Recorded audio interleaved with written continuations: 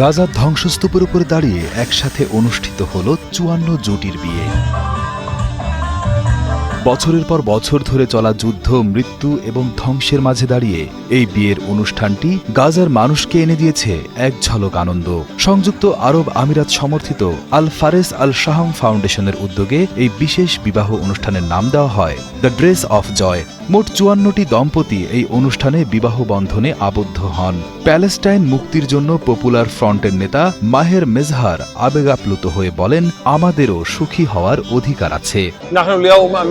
কাল আমরা ধ্বংস, মৃত্যু ও নিশ্চিহ্নতার যুদ্ধে ছিলাম, আর আজ আমরা প্যালেস্টাইনরা এই বিশাল বিয়ের আয়োজন আনন্দের মাধ্যমে উদযাপন করছে। আমরা বিশ্বাস করি প্যালেস্টাইনিরা সুখী হওয়ার অধিকার রাখে, শিশু, নারী ও শোকগ্রস্তদের মুখে হাসি ফোটানোর অধিকারও রাখে। বিয়ের অনুষ্ঠানে বধূরা পরেছিলেন ঐতিহ্যবাহী ফিলিস্তিনি পোশাক আর বরেদের পরনে ছিল স্যুট। তারা যখন সারি বেঁধে ধ্বংস হওয়া ভবনের পাশ দিয়ে হেঁটে যাচ্ছিলেন, তখন চারপাশের মানুষের উল্লাস ছিল চোখে পড়ার মতো। এক দম্পতি আবেগাপ্লুত হয়ে বলেন, এত কিছুর পরেও আমরা নতুন জীবন শুরু করব। আল্লাহ চাহেন তো এটাই যুদ্ধের শেষ হবে।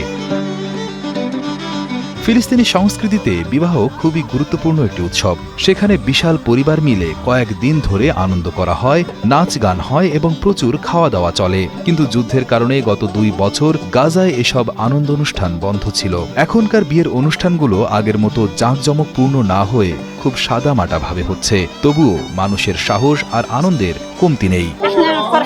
আজকের দিনে আমরা সত্যি খুব সুখী ও আনন্দিত, কারণ আল্লাহ এই যুবকদের যুদ্ধ, হত্যাকাণ্ড, অনেক প্রিয়জন ও প্রতিবেশীর ক্ষতি এবং আমাদের ঘর ধ্বংসের পরও সুখী করেছেন। এই বিয়ে রাফা থেকে বেইত হানুন পর্যন্ত সকল মানুষের জন্য একটি বড় অনুষ্ঠান হয়ে উঠেছে।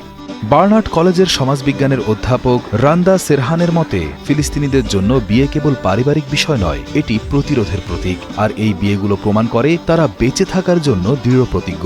পপুলার ফ্রন্টের নেতা মাহের মেজহারের মতে, এটি অপরাধীদের জন্য একটি বার্তা। এই বিয়ের অনুষ্ঠান হত্যাকারী ও অপরাধীদের জন্য একটি বার্তা। বেন গভির, স্মোট্রিচ বা নেতানিয়াহু যেই হোক না কেন, তাদের জেনে রাখা উচিত ফিলিস্তিনিরা জীবনকে ভালোবাসে এবং তারা তাদের সংগ্রাম ও লড়াই চালিয়ে যাবে।